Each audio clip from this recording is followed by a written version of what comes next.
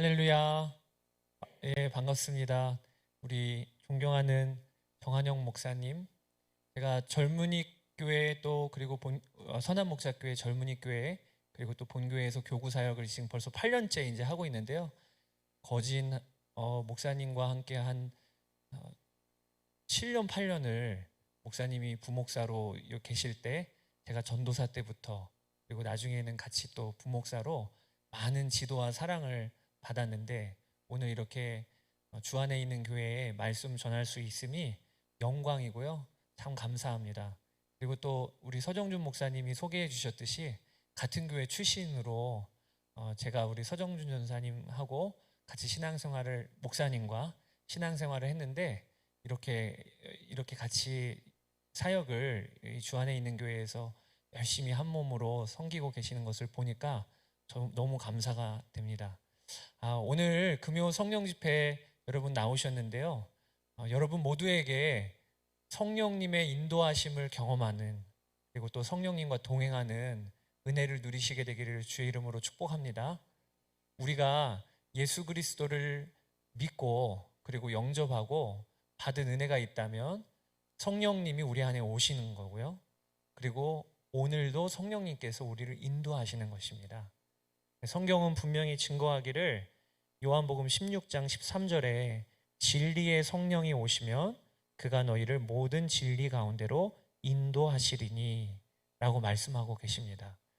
지금 우리가 사는 세상은요, 진짜 거짓이 판을 치는 세상이에요. 뭐가 진짜 가치 있는지 모르고 또 뭐가 영원한 건지 모르고 그러니까 정말 엉뚱한 것으로 사람을 휘두르는 세상 가운데 살고 있습니다. 그런데 이런 세상 가운데서도요, 성령님께서는 진리의 영이신 성령님께서는 진리 가운데로 우리를 인도하신다고 하셨습니다. 그러니까 우리 예수님 믿는 우리의 삶에 참 놀라운 일은 뭐가 가치 있는 일이고 진짜 중요한지 보인다는 거예요. 오늘도 이 동일한 시간대에 이 예배당에 나와서 예배드리고 있는 이 모습이 누군가에게는 저렇게 예배드리러 못하러 시간 낭비하나 이렇게 보는 사람들도 있겠지요. 그러나 저희는 진짜 진리가 보이지요. 하나님께 예배하는 것이 그 어떤 것보다도 귀하지. 이 시간만큼 소중한 것이 없지. 내가 이 시간에 예배드림으로 힘을 얻지. 이게 성령님께서 우리로 하여금 인도하시니까 그런 역사가 일어나는 거죠. 그러니까 우리의 간증입니다. 성령님이 나를 인도하신다. 성령님이 나를 바른 길로 이끌어 가신다. 이게 우리의 간증이에요. 여러분 성령님의 이름 아시죠? 성경에 요한복음 14장 26절에 보혜사 곧 아버지께서 내 이름으로 보내실 성령, 이 보혜사라고 하지 않습니까? 이 보혜사는요, 원어로 하면 파라클레이토스라고 하는데 이 파라와 그리고 칼레오라고 하는 동사의 합성어에서 비롯된 단어입니다. 근데 이 파라라고 하는 뜻은요, 함께라고 하는 뜻이고요. 칼레오라고 하는 뜻은 부르다라고 하는 뜻입니다. 그러니까 보혜사라고 하는 것은 어떤 이미지냐면 함께 하시면서 부르시는 거예요. 한 걸음 한 걸음 한 걸음 한 걸음마다 말씀하시고 인도하신다는 것입니다. 성령님은 오늘 우리가 예배 드릴 때도 또 오늘 하루의 삶을 마감할 때도 한 걸음 한 걸음마다 부르시고 말씀하세요. 여러분 그 역사를 경험하고 계시지요? 그런 간증이 다 있으시지요? 제가 제 이야기를 좀 나누어 드리자면 저도 하나님의 특별한 인도하심을 경험했던 간증이 있습니다. 특별한 간증이 있어요. 제가 2016년 7월에 저희 아버지께서 하나님 나라로 이사 가신 달입니다. 2016년 7월에요. 그런데 그 과정에서 정말 특별한 하나님의 인도하심을 경험했습니다. 저희 아버지는 제가 고등학교 3학년 올라갈 때쯤 1999년인데요. 그때 한 2m 높이에서 낙상을 하셔서 그래서 뇌가 이 산소 공급이 한 5분 이상 안 되셨어요. 그래서 그날부로 식물인간이 되셨습니다. 그리고 한 18년 정도를 자리에서 누워 계시다가 뭐 식물인간이니까 말 그대로 말 한마디 못하고 몸 하나 까딱하지 못하면서 누워 계시다가 그리고 2016년에 하나님 나라로 가셨어요. 근데 그러다 보니까 저희 아버지를 이제 모실 때 수시로 죽음의 고비를 넘기는 일이 태반이었습니다. 그냥 누워 계신 게 아니고 몸이 하나하나 망가지고 그리고 몸의 기능이 꺼지고 어렵고, 그래서 저희 아버지는 늘 집에서 조금 상황이 안 좋으면 중환자실로 들어가실 정도의 상황이 됐어요. 그러니 저희 가족은 그냥 병원에 가는 것은 일상이었고 응급차에 아버지를 모시고 호송하는 것도 일상이었고 늘 그렇게 살았습니다. 그때마다 어머니한테 전화가 와요. 사역하고 있는 저에게 아버지가 상태가 좀 안 좋으셔서 내일 응급실로 좀 모시고 들어가서 이번에도 좀 한 몇 달은 병원에 있어야 될 것 같다.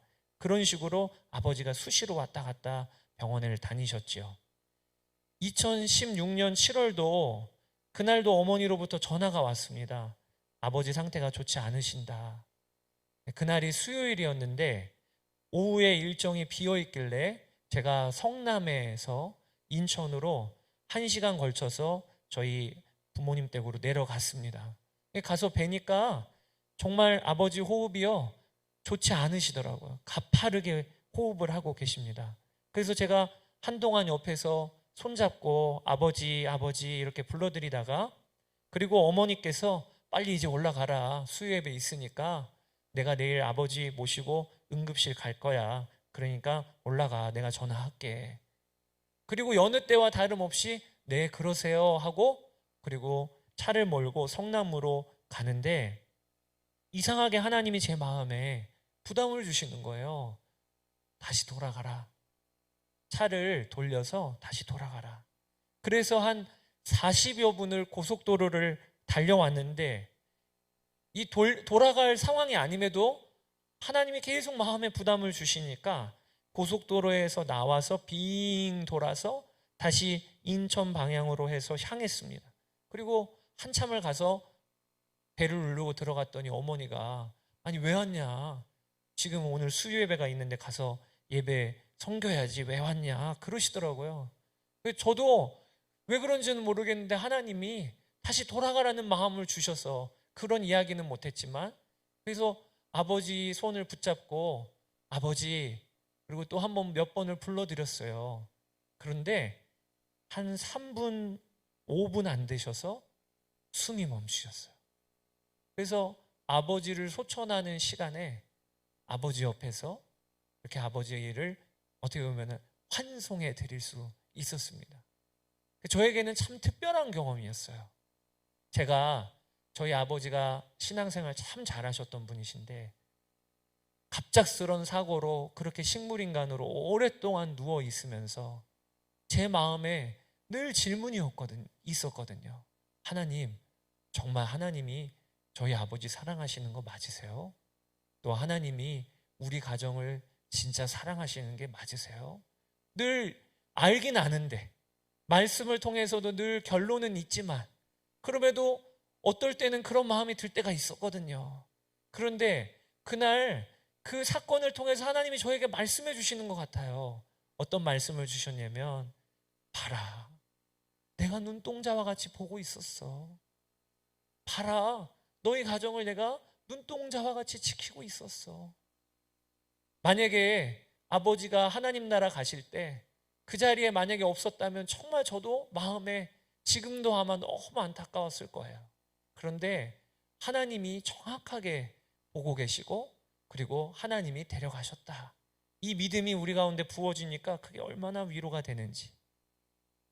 이와 같이 하나님은요, 우리 삶에 되게 구체적으로 역사하시는 분이세요.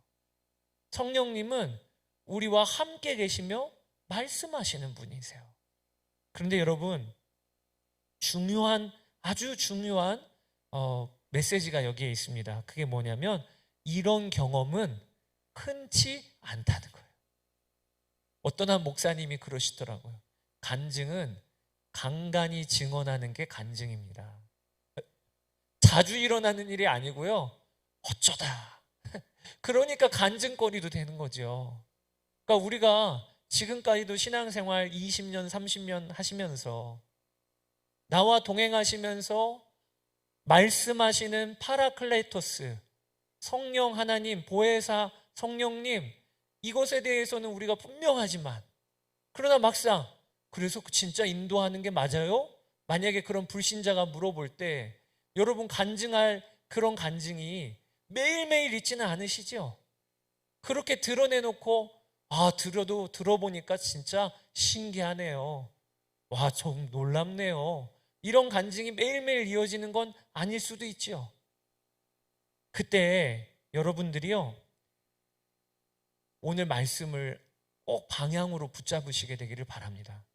저도 목회하다 보면 제가 청년사역 젊은이 교회를 오랫동안 섬겼는데 청년들 중에는 유독 진로 문제에 대하여 고민하는 청년들이 많습니다. 목사님, 제가 이번에 대학원을 가야 할까요? 아니면 취업을 해야 할까요? 목사님, 지금 두 군데 회사가 나왔는데 이쪽 방향으로 가야 할까요? 저쪽 방향으로 가야 할까요? 저한테 와서 물어볼 때가 있습니다. 그럼 제가 기도하다가 대학원 건물 기둥이라도 좀 환상 가운데 보여주시면 얼마나 좋겠습니까? 그러면은 기도하다가 하나님이 대학원 가라고 하신다. 이럴 수 있으면 얼마나 목회가 신날까요? 또 이 회사 가라고 하신다. 그러면 얼마나 재밌게 할 수 있을까요? 그런데요, 몰라요. 그래서 그때마다 나도 모르겠어. 그러나 그때 제가 청년들한테 늘 해줬던 말씀이 오늘 말씀이에요. 방향, 이 회사인지 저 회사인지 대학원인지 직장인지 이건 모르지만 하나님은 우리를 인도하시는 게 너무 분명하고 그리고 이 방향으로 가야 돼 라고 해줬던 말씀이 오늘 말씀이에요. 오늘 말씀을 보면 하나님이 우리의 삶을 인도하실 때 어떻게 인도하시는지가 너무나도 정확히 드러나 있습니다. 우리가 잘 아는 말씀입니다.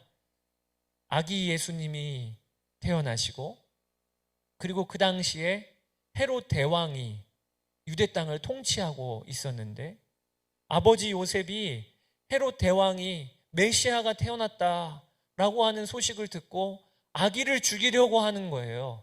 그래서 이 요셉에게 천사가 현몽해서 지시를 하기를 여기에 머물지 말고 애굽으로 빨리 내려가라. 이게 오늘 본문 말씀의 내용이죠. 그래서 13절에 보면 그들이 떠난 후에, 여기 그들은 동방박사죠. 주의 사자가 요셉에게 현몽하여 이르되 헤롯이 아기를 찾아 죽이려 하니 일어나 아기와 그의 어머니를 데리고 애굽으로 피하여. 애굽으로 가라고 말씀해 주셨어요. 하나님께서 너는 애굽으로 빨리 내려가라 라고 요셉에게 인도를 주셨어요. 여러분, 이 말씀을 들으면요, 하나님이 너무나도 정확하게 어디로 가라, 어떤 행동을 취하라, 이런 말씀을 주시는 것 같지요. 그런데 여러분, 진짜 우리가 그 다음 구절을 주목해서 보아야 합니다.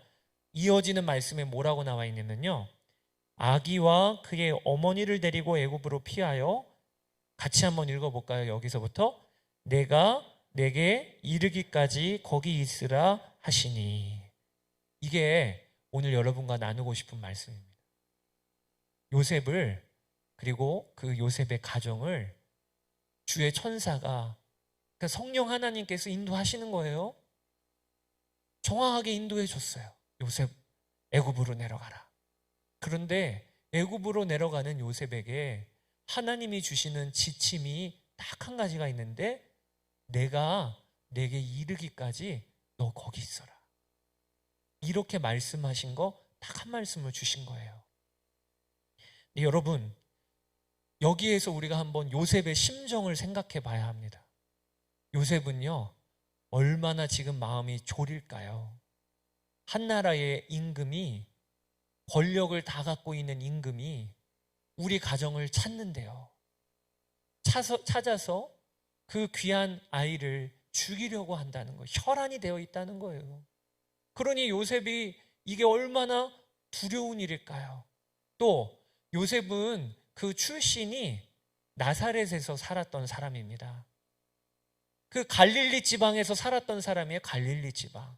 근데 그 갈릴리 지방은 요 예루살렘 유다 땅에 비하면 쉽게 말하면 촌 중에 촌이에요. 그런데 하나님이 가라고 하신 곳은 그 당시에 초강대국인 애굽으로 가라고 하시는 거예요. 요셉이 그 전에 가본 적이 있을까요? 지금처럼 해외여행이 자주자주 나가고 이런 시대가 아니고, 한 곳에서 태어나면 거기 토박이처럼 평생을 거기를 벗어나지 않는 시대가 이 예수님이 당시 태어나셨던 시대인데, 요셉은 한 번도 가보지 않았던, 그렇게 이야기로만 들었던 큰 도시인 애굽으로 내려가야 되는 상황이 된 거예요. 그런데 내려가는 것도 그냥 내려가나요? 지금 곧 가출산한 아내 마리아를 데리고, 그리고 아이를 또 안고, 그리고 그 가보지 않았던 그 길을 가야 하는 이 요셉의 심정이 어떠했을까요? 진짜 무거웠을 거예요.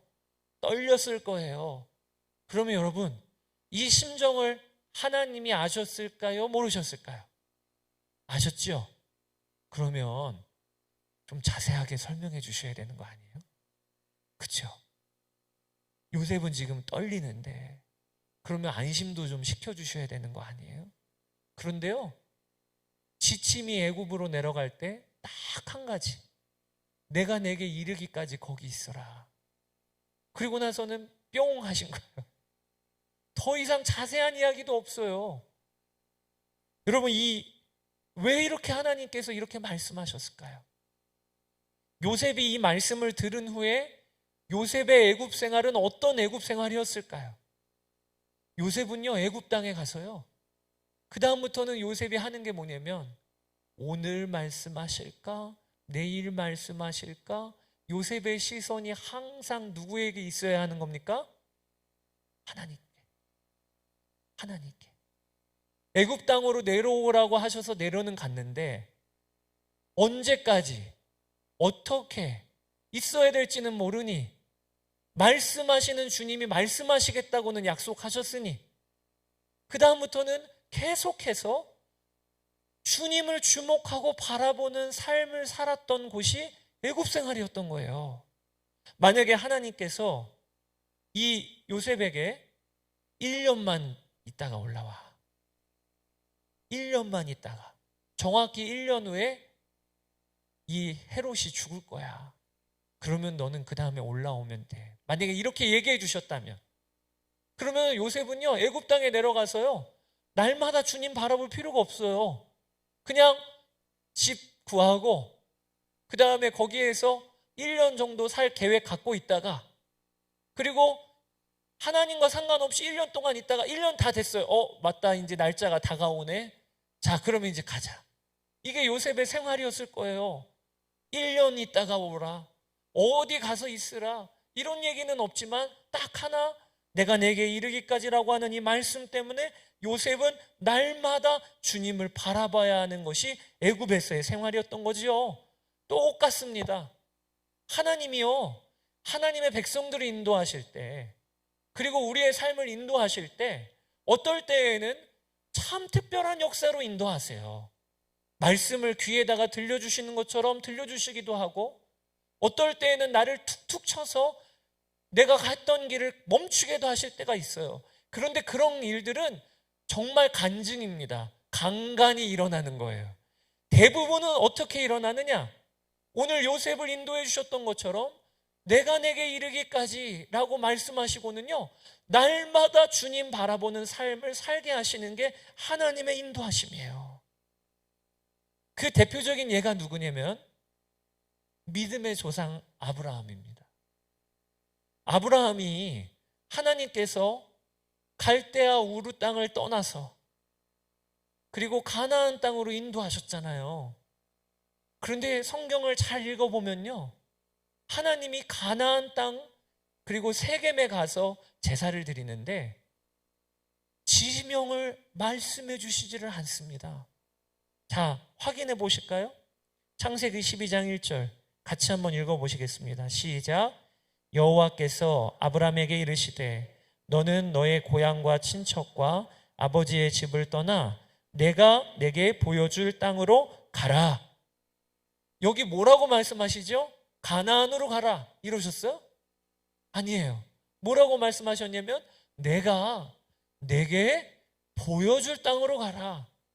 마치 요셉에게 내가 내게 이르기까지 거기 있으라 라고 하신 것처럼 아브라함에게도 내가 내게 보여줄 땅으로 가라. 그러니까 아브라함은요, 날마다 목적지 저기니까 자 거기 가서 하나님 뵐게요, 저 가라고 하셨으니까 그 중간은 제가 무슨 말을 타고 가든지 혹은 걸어서 가든지 이거 상관없이 그냥 거기 가서 뵐게요 이랬을 거예요. 그런데 하나님이 어딘지는 안 알려주시고 내가 내게 보여줄 거야 라고 말씀하셨기 때문에 아브라함은 날마다 누구를 바라보는 겁니까? 지도 바라보는 게 아니고요, 하나님 바라보는 거예요. 이것을 히브리서 11장 8절에 뭐라고 이야기하고 있냐면 믿음으로 아브라함은 부르심을 받았을 때에 순종하여 장래의 유업으로 받을 땅에 나아갈새 뭐라고요? 같이 읽어볼까요? 갈 바를 알지 못하고 나아갔으며. 아브라함은 어디로 가는지 몰랐어요. 가나안 땅으로 목표도 없었어요. 그저 날마다 나에게 보여주시는 하나님께 주목해서 한 걸음 한 걸음 나아가 봤더니 그 당시에는 우르나 하란에 비하면 촌 중의 촌인 가나안 땅으로 하나님이 인도해 주셨던 거예요. 성경은요, 이런 이야기들로 가득합니다. 사도 바울이 2차 전도 여행을 할 때 하나님은 계속해서 아시아로 가는 걸 막으세요. 성령님께서. 또 비두니아로 올라가는 것도 막으세요. 그저 날마다 주님과 동행하며 갔더니 어느 날 마게도냐 한 사람이 환상 가운데 손짓하는 것을 보고 성경에 뭐라고 나와 있냐면 주께서 그곳으로 가라고 하는 것임을 우리가 인정함이러라. 가라고도 아니에요. 그저 주님 한 걸음 한 걸음 주목하며 나아갔더니 글로 가라고 하시나 봅니다. 주님이 이렇게 해서 선교 여정이 열리고 열린 게 바울의 그 선교 여정이에요. 여러분, 우리가 알아야 합니다. 하나님의 인도하심, 파라클레토스, 성령님의 인도하심은 어느 날 하늘에서 뚝 떨어져서 이 길이야, 저 회사야, 저 남자야, 이 여자야 이렇게 알려주시는 표지판이 아닙니다. 하나님은 그렇게 우리에게 알려주시는 일은요, 실은 극히 드물어요. 대신에 하나님은 우리와 함께 하세요. 우리와 함께 하세요. 그리고 하나님이 함께 하시면서부터 그곳은 하나님이 인도하시는 자리가 되는 거예요. 저희 두 딸은 여행 갈 때 어디 가는지 모릅니다. 어떻게 가는지도 모릅니다. 그런데 아빠가 운전하는 차에 몸을 실어요. 그러면 가는 거예요. 그러면 가는 거예요. 똑같아요. 우리도요, 어디로 갈지는 몰라요. 그런데 하나님과 함께 하면요, 그곳이 날마다 정확하게 하나님의 인도함을 받는 거예요. 저는 가끔 어떻게 목회자가 되셨습니까? 이런 질문을 받습니다. 아마 목회자가 될 정도면 특별한 인도하심이 있다고 생각하시는 것 같아요. 그런데요, 저는요, 한 번 특별한 계기가 없었어요. 그저 저는 어렸을 때부터 제 마음에 하나님이 날 부르셨어 라고 하는 믿음이 있었어요. 그런 경험이 있었던 것도 아니고요, 저희 가족 중에 목사가 아무도 없습니다. 장로님도 안 계세요. 심지어는 저희 아버지는 믿음의 1세대세요. 그러니까 주위에 누가 목회자 되라고 얘기해 주신 분도 없고 그런 경험도 아닌데, 이상하게 저는 어렸을 때부터 하나님이 나를 종으로 부르셨다라고 하는 믿음이 있었어요. 그래서 초등학교, 중학교, 고등학교 그 당시에는 생활 기록부가 있었잖아요. 거기 보면 장래 희망을 쓰는 란이 있습니다. 한 한 번도 안 바뀌고 목사였어요. 제 중학교, 고등학교 별명이 왕목사였습니다. 제 이름이 최왕락이니까요. 그러고 목회자가 된 거예요. 근데 제가 문제가 생기더라고요. 제가 신학교에 들어가 보니까 신학교에 있는 신학생들은요, 저마다 다 특별한 경험이 있는 거예요. 어떤 친구는 고등학교 때 수련회 갔다가 환상을 보여주셨대요. 또 어떤 친구는 다른 길 가다가 엄청 맞고 돌아왔대요. 어떤 친구는 부모님이 목사님인데 태어날 때부터 목회자로 바쳤대요. 저희 교회 유기성 목사님도 그런 케이스이시죠. 근데 저는 돌아보니까 그런 계기가 없는 거예요. 어떤 그런 특별한 경험도 없는 거예요. 그래서 저 스스로 내가 뭐 잘못 왔나? 나는 그런 경험도 없고 하나님이 나를 부르신 게 맞을까? 그런 고민이요, 신학교 가서부터 다른 사람이랑 비교가 되니까 제 안에 고민이 들더라고요. 전도사로 섬기면서도 그런 고민이 계속되었어요. 그런데 어느 날 이 고민이 사라졌어요. 주님이 나를 부르셨다. 나는 지금 제 길로 하나님의 인도하심을 받고 있다 라고 하는 믿음이 제 안에 부어졌어요. 그게 언제부터냐면요, 하나님이 나와 함께 계시다는 것에 대하여 눈이 열리고 나서부터, 성령님이 지금 나와 함께 계시다고 하는 것이 믿어지고 나서부터, 그 다음부터는요 고민이 안 돼요. 내가 서 있는 이 자리가 어떻게 이곳까지 왔는지는 몰라요. 또 내일 어떻게 갈지도 몰라요. 그런데 한 가지 분명한 것이 있다면 지금 하나님이 나와 함께 계세요. 성령님이 내 안에 계세요. 그러니까 너무 분명한 게 뭐냐면 주님이 나와 함께 계시니까 내가 있는 이 자리가 어떻게 하나님의 인도하심이 아니겠어요. 주님이 지금 나와 함께 계신데, 그러니까 나는 정확히 이 자리에 오기까지 정확하게 인도함을 받은 거죠. 이 믿음이 제 안에 부어지더라고요. 여러분, 하나님이 나의 왕이시고 하나님이 나와 함께 계신 게 분명하면요, 그러면요 지금 무슨 자리에 있든지 그곳은 하나님의 인도함을 받은 자리인 거예요. 여러분 중에 이제 중요한 대소사를 앞두고 계신 분들 계시지요? 뭐 예를 들어 청년일 경우에는 취업을 앞두고, 또 자녀를 두신 경우에는 대학교를 들어가야 되는 일을 앞두고, 또 결혼시켜야 되는 일을 앞두고, 또 이제는 은퇴하고 노후를 준비해야 되는 이런 고비고비들이 다 있잖아요. 아마 이 자리에 계신 분들도 그런 중요한 결정, 중요한 판단, 이런 게 기도의 제목인 분들 계실 것 같아요. 오늘 말씀을 준비하면서도 그런 분들이 있을 거라고 하나님이 마음에 기도하게 하시더라고요. 그런데 여러분 꼭 아셔야 합니다. 내가 지혜로 결정 내린다고 정확하게 가는 게 아니에요. 우리 그리스도인들은요, 하나님이 나와 지금 함께 계신 것을 확인하면, 그럼 안심하시면 돼요. 그러면 하나님은요, 우리가 어떤 결정을 내리든 하나님이 이끌어 주세요. 책임지세요. 잘못된 결정이 없어요. 예수님 안에 거하면. 제가 청소년 사역, 청년 사역 오랫동안 했다고 말씀을 드렸는데, 그러다 보니까 뭐 다른 목사님들도 다 그러시죠. 저희가 어렸을 때, 저희 아이들이 어렸을 때, 특히 큰아이 함께 해주는 시간이 참 적었어요. 새벽 예배 드리러 나가면, 그러면 사역 마치고 들어가면 또 아이는 자고 있는 시간.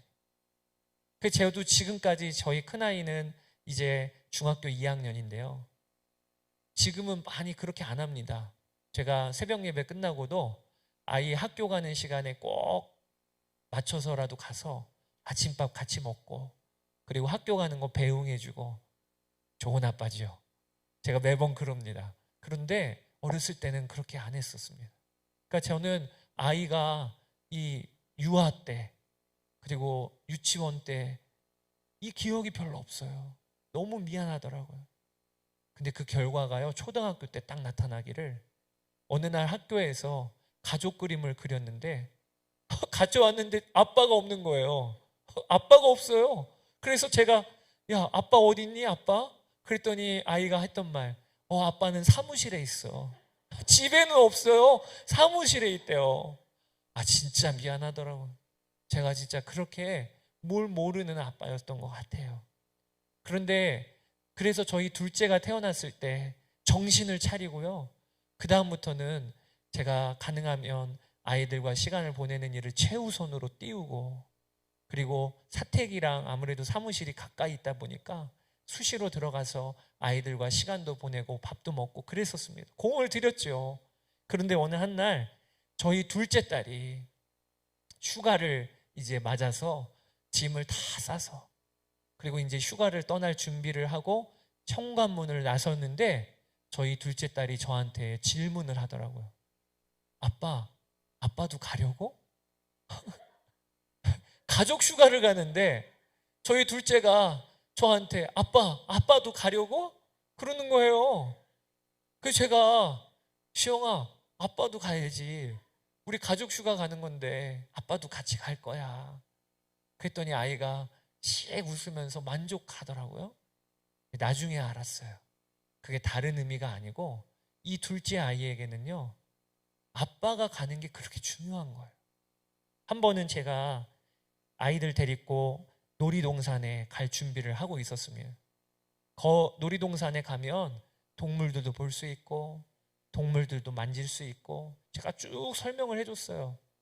그런데요, 듣고 있는 아이가요, 관심이 없어요. 뭐 에버랜드가 뭔지를 알겠어요? 그 어린아이가. 그리고 또 가면은 뭐 너구리도 볼 수 있어. 너구리가 뭔지를 알아요? 카멜레온도 볼 수 있어. 그걸 아나요? 판다도 볼 수 있어. 그걸 아나요? 관심이 하나도 없어요. 한 가지 관심이 있는 거예요. 아빠도 가는 거지? 아빠도 가는 거지. 제가 그때 알았어요. 이 아이에게는 다른 게 아니고 아빠가 가면 그러면 된 거구나. 이게 이 아이의 관심이고 마음이었구나 라는 것을 제가 알겠더라고요. 그때 제 마음에 어떤 마음이 드냐면, 내가 오늘 우리 두 딸들 최고로 행복한 날 되게 해줄 거야. 내가 오늘 우리 두 딸들에게 내 모든 시간과 정성 다 드릴 거야. 왜냐하면 우리 두 딸의 마음에 아빠도 가면 됐어. 아빠도 가면 됐어. 이게 딸들의 마음이라는 걸 확인하니까요, 아빠로서는 그게 얼마나 좋은지, 얼마나 뿌듯한지. 여러분, 하나님이 그와 같지 않으실까요? 우리가 기도를 할 때 매일 기도하는 게, 하나님, 이 사람이에요, 저 사람이에요, 빨리 알려주세요. 저 답답해요. 하나님, 이거 어떻게 해야 돼요? 빨리 알려주세요. 답답해요.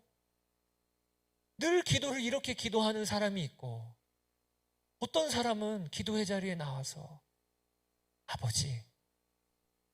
아버지도 같이 가시나요? 아버지도 함께 하시죠? 전 그러면 됐어요. 이렇게 기도하는 사람이 있다고 보면 하나님의 마음은 어떤 게 흡족하실까요? 답은 너무 분명해요. 하나님의 자녀인 우리가 우리의 머리털까지 세심받으신 게 좋으신 아버지신데, 그런데 왜 이렇게 한치 앞을 모른다고 그렇게 걱정하나요? 내일 일이 어떻게 될지 모른다고 해서 그렇게 오늘 밤잠을 설치시나요? 우리는 한 가지만 확인하면 되는 거예요. 아버지도 함께 계시지요? 아버지 같이 가시지요? 그러면 전 됐어요. 그러면요, 하나님은 우리가 어떤 길을 선택해도 하나님의 주권적인 개입으로 우리를 이끌어 가십니다. 정말 놀라운 말씀이요. 오늘 이 말씀 붙드세요. 로마서 8장 28절 말씀이에요. 같이 한번 읽어보실까요? 우리가 알거니와 하나님을 사랑하는 자 곧 그의 뜻대로 부르심을 받은 자들에게는 모든 것이 합력하여 선을 이루느니라. 아멘. 여기에 아주 중요한 말씀이, 첫 번째는 우리가 알거니와. 초대교회 성도들은요, 진짜 앞날이 없었어요. 초대교회 성도들은 그대로 죽음이었어요, 예수님 믿는 게. 그런데 바울이 로마서를 쓰면서 우리가 알거니와, 바울도 알았고 로마에 있는 고난 중에 있는 성도들도 알았대요. 다 경험하며 살고 있었다는 거예요. 그게 뭐냐? 하나님을 사랑하는 자, 곧 그의 뜻대로 부르심을 받은 자들에게는 모든 것이 합력하여 선을 이루느니라. 여러분, 우리가요 하나님 사랑하잖아요. 그리고 하나님과 함께 거하는 것이 나의 소원이고 그거 확인하며 살잖아요. 그러면 하나님은요 툭툭 치셔갖고요 우리 바른 길로 인도하세요. 그리고 돌아보면요 정확하게 내가 이리 재고 저리 재고 내가 내 지혜를 총동하여 판단하는 것보다 그저 하나님 사랑해서 좌충우돌했어도 돌아보면요 그 길이 더 바른 길이에요. 그 길이 더 바른 길이에요. 이게 우리 그리스도인들이 누리는 자유입니다.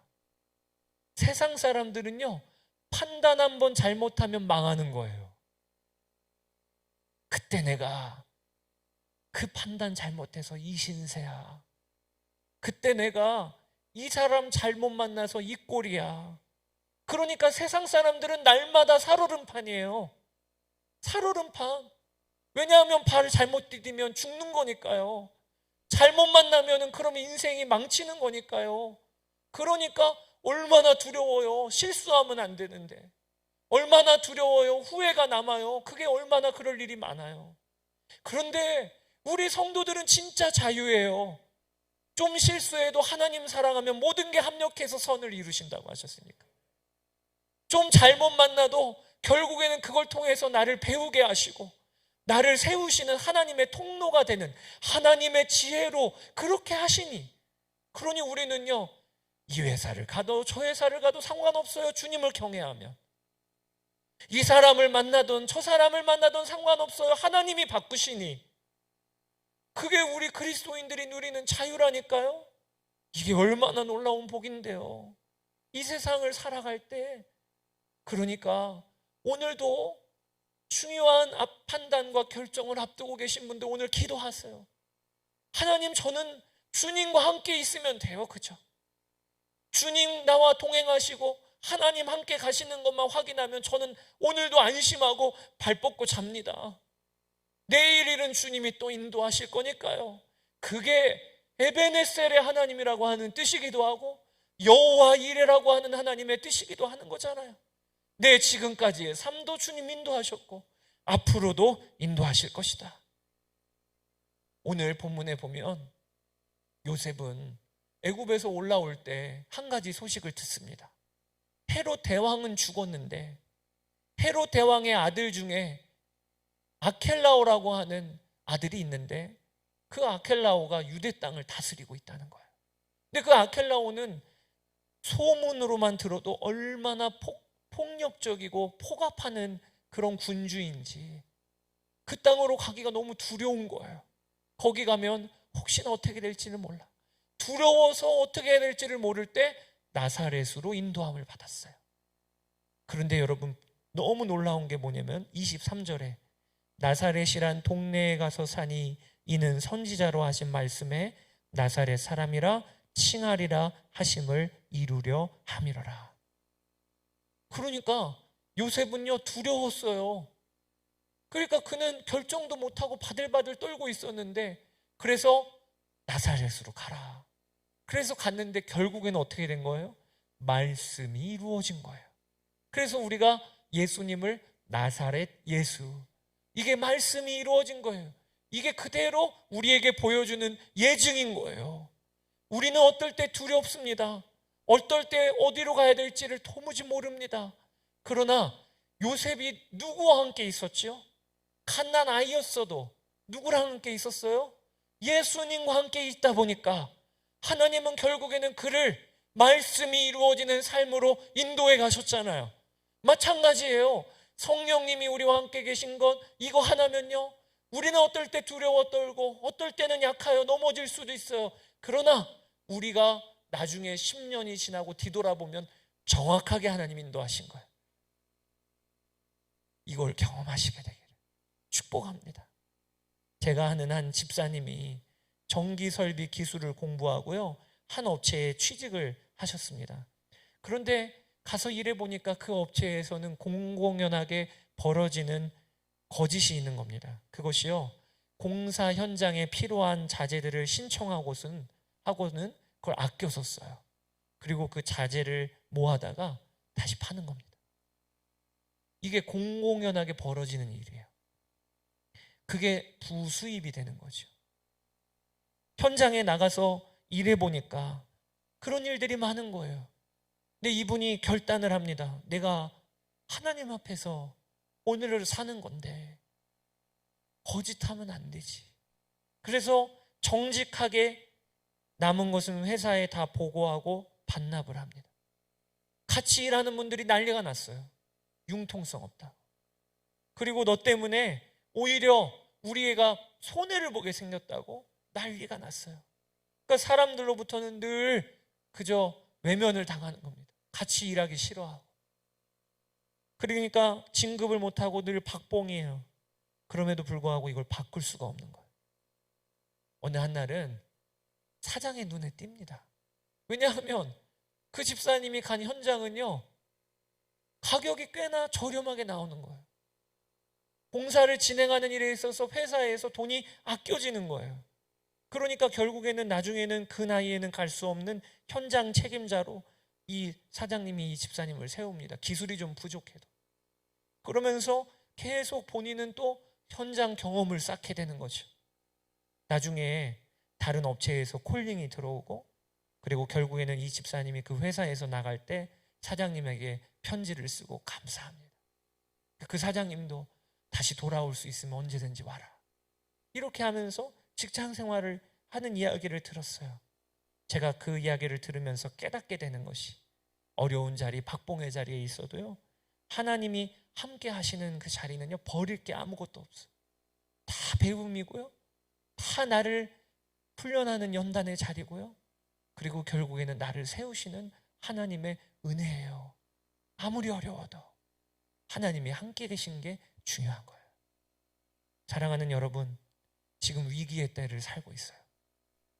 이제 점점 더 나라도 그렇고 우리 개개인의 삶에도요, 위기가 정말 오고 있어요. 전 세계적인 위기예요. 그런 위기의 상황에서 우리만 피해갈 수 있을까요? 그건 하나님의 계획이 아니에요. 믿는 사람은 우박이 떨어져도 안 맞는 건 그게 믿음이고 그게 하나님 사랑하시는 겁니까? 아니에요. 우리도 어떨 때에는 어려운 일 당할 때도 있고, 그리고 병으로 고생할 때도 있고, 사고도 날 수도 있어요. 그거 가지고 하나님의 살아계심과 하나님의 사랑을 평가하면 안 돼요. 우리도 육신을 입고 있기 때문에 다 병들고 죽습니다. 근데 우리가 도무지, 그러면 그리스도인으로서 받는 은혜가 있고 주님이 우리를 사랑하시는 증거가 있다면 뭘까요? 어떤 상황이든지 사망의 음침한 골짜기를 다닐지라도 주께서 나와 항상 함께 하심이라. 이 눈이 열려야 돼요. 그래야 위기의 때도요, 이길 수 있어요. 간증이 되게 하세요.